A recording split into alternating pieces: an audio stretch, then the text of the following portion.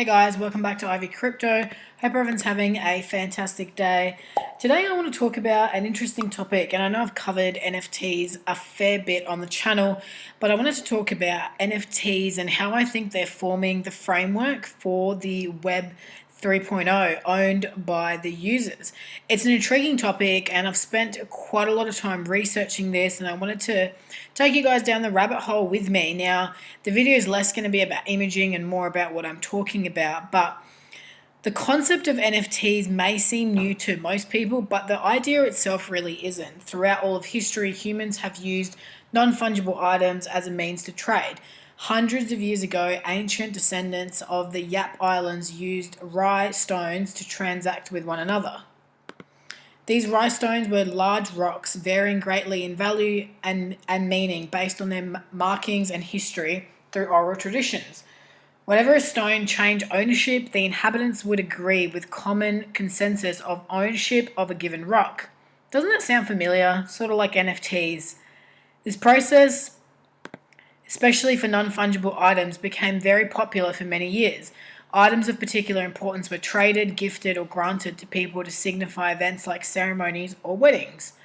But fast forward to the creation of the internet, and the idea of ownership has fundamentally changed.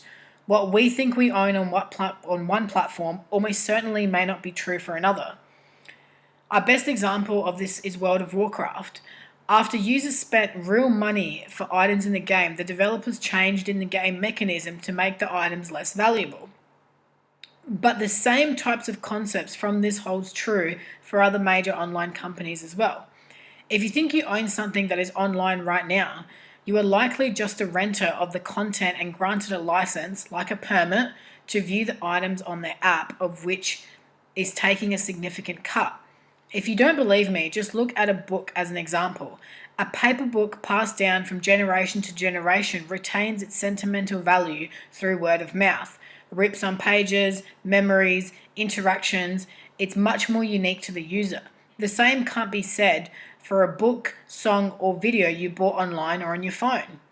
If you wanted to send the book to your mother as a gift, or even do something as simple as transfer it to another device, this can become quite tricky, leaving us to beg the million-dollar question: do we actually own any of our digital content online? The simple truth is that we don't. The lack of ownership across the media industry is the result of a small group of companies reaping profits from their users. The true monopolization of the industry is actually quite shocking. And most media companies are unsurprisingly owned by a very few select of even larger companies. For example, Disney owns ABC, the Disney Channel, ESPN, Pixar, and Marvel. Comcast owns NBC, CNBC, MSNBC, Hulu, and Bravo. News Corp owns Fox, FX, WSJ, NYP, and Viacom owns MTV, Nickelodeon, Comedy Central, BET, and Paramount. When there is no competition, it becomes a matter of who can get the most attention, like clickbait. Content creators are not paid for the quality of their work, but rather for just how many eyes they can get and for how long for. With a few siloed companies running it all, they are able to take a significant cut from the artists using the platform while retaining the only way to publish such content to a wide audience. When innovative technologies aren't open sourced, the entire industry is not allowed to flourish to its fullest capabilities. We saw something similar happen with AT&T and the monopoly of the telecommunications system, which owned every part of the telephone industry right up until 1982. They described themselves as a closed wall, not compatible with other companies or at the disposal of any other companies. Until 1982, if you had an AT&T phone, you had to rent it from AT&T themselves. They were effectively an enclosed system that could not be used by other systems or companies. It wasn't until AT&T got too big that they were hit with the antitrust laws, forcing them to break up their massive monopoly over the market at the time. What came after was a flood of competition and new inventions such as answering machines, three-way calling, and caller ID. Services were now interoperable and transformed the way humans could communicate. Is it possible the same type of circumstance may happen with ownership of the internet? Well, I honestly think it could. Although companies try to mimic ownership of content, a new solution that is caught up with the tech of social media networks, cloud computing, and more, is desperately needed. Facebook, YouTube, and other social media tech giants have a unique ability to attribute real-life emotions and experiences with specific content. Images generates likes and comments and shares from friends online, but they lack a key component: ownership and scarcity. This is what I believe NFTs will come in. The blockchain can track every transaction or connection to ever occur for digital content, baking in unique value and connections to the asset itself.